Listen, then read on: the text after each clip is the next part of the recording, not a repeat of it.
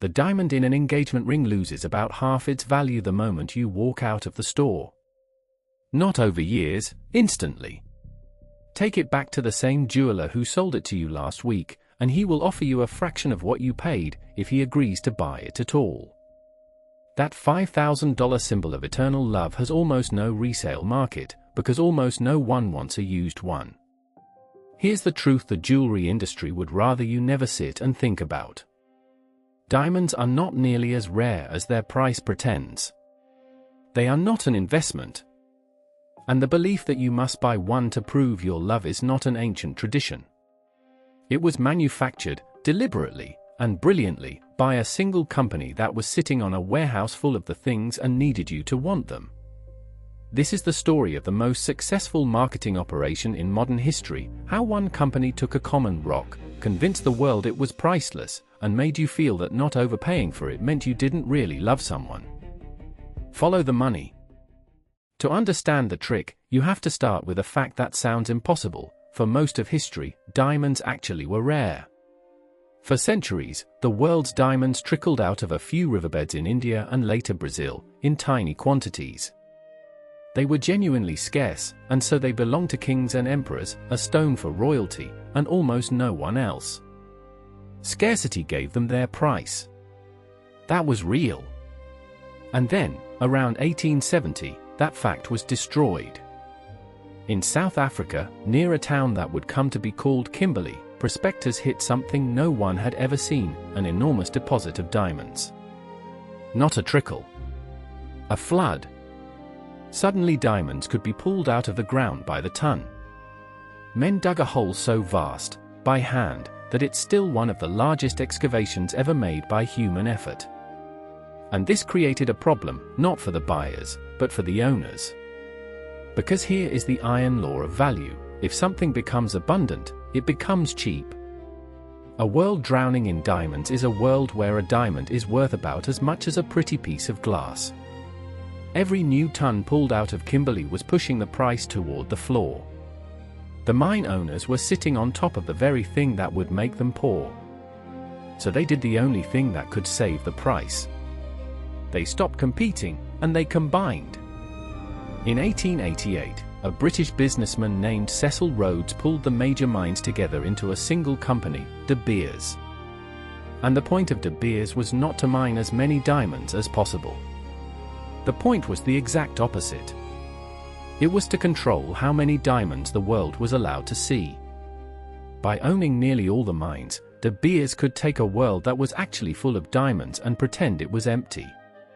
It would mine plenty, and then release only a careful trickle onto the market, locking the rest away in vaults. At its height, this single company controlled something like 80 to 90% of the world's rough diamonds, and it ran a tightly managed operation to feed out just enough to keep prices high and hold everything else back.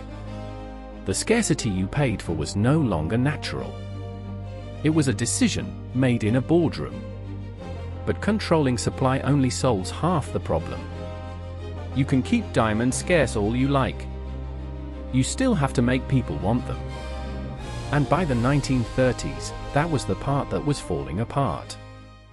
By the end of the 1930s, De Beers had a beautiful machine for controlling supply and a frightening problem with demand. The Depression had crushed prices. And crucially, in America, the market they wanted most, a diamond was not yet the required symbol of engagement. People got engaged without them all the time. The demand De Beers needed simply did not exist.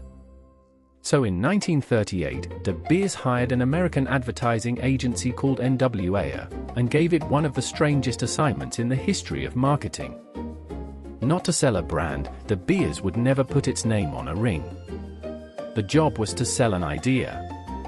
To rewire how an entire culture thought about love and marriage, and what a man was supposed to prove with his wallet.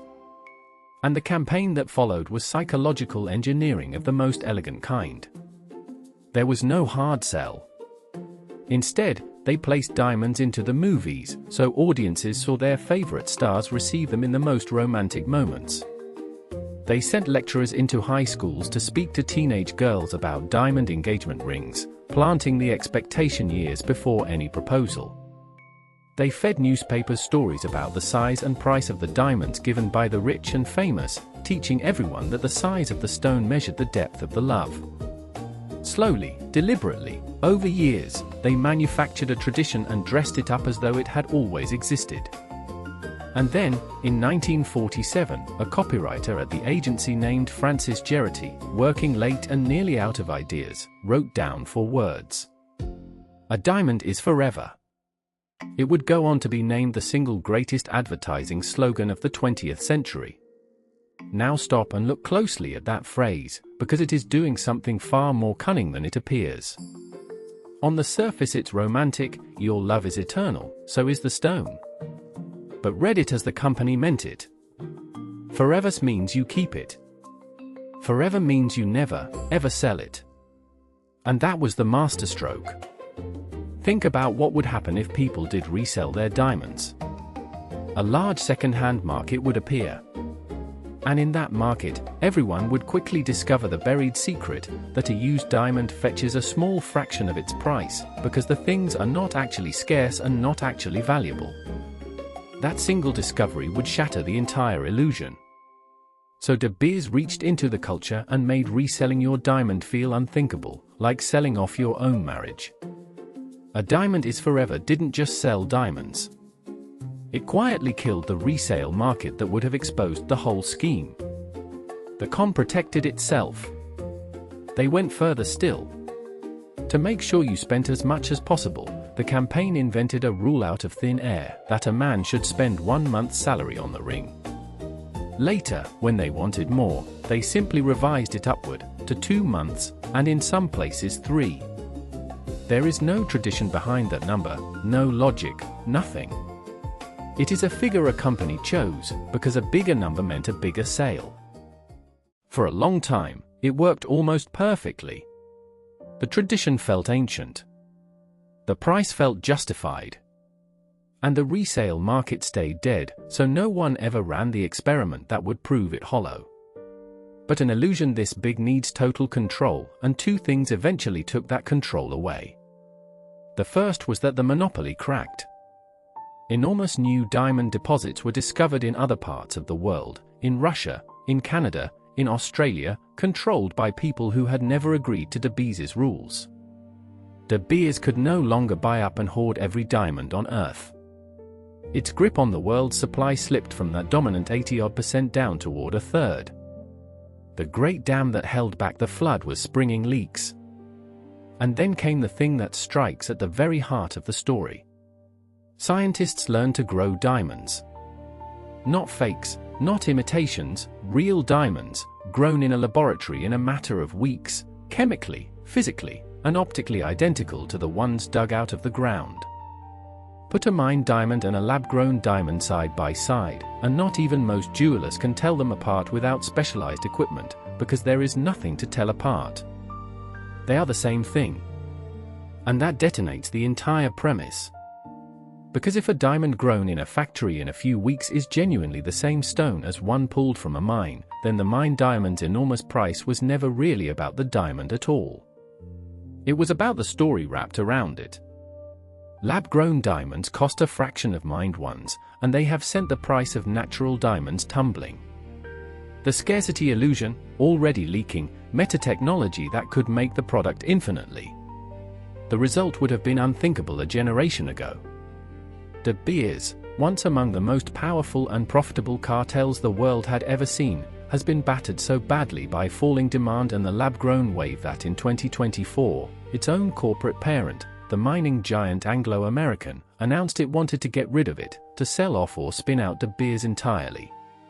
The company that taught the world a diamond is forever turned out to be very much for sale. So what's the actual lesson here?